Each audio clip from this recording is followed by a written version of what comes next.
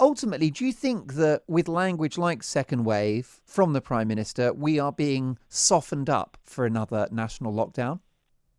I want to know who is controlling what Boris Johnson says, because this second wave, I've worked with top corporate communications teams all around the UK. You don't use language like that.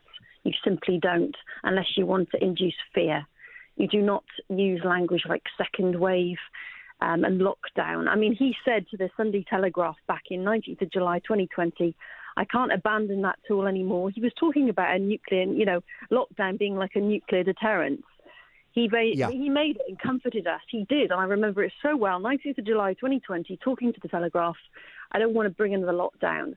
But yet, here we are with him talking about a second wave and a potential another national lockdown. And I don't feel that we have a situation where people feel they're confident in him. They feel confident in his leadership. And, it's not just the children's maybe running out of school with a big smile on their face in the sunshine, running to their parents. It's the single parents like myself, self-employed, single parents, coming out of lockdown after 6 months, trying to get their lives back together. I'm not on furlough.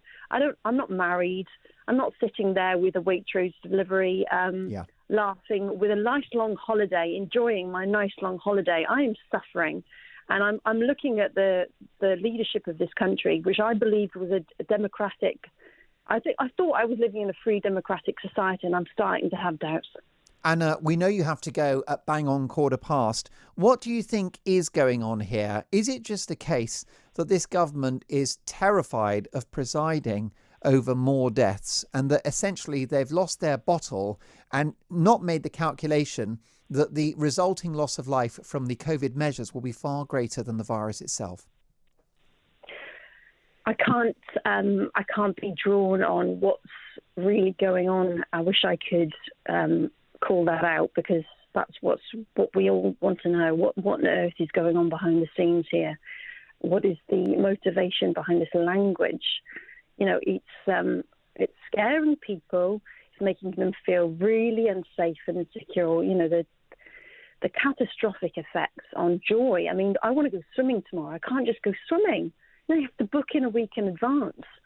Everything that was fun, everything that was easy, everything that was just natural, it's starting to look sinister. But if you ask me who is behind this, I cannot say. I don't know, but I'm determined to find out. And please follow me on my channels to find out more about that, because I'm not going to give up. I'm really not going to give up. And where can you tell us how people can see and hear your journalism?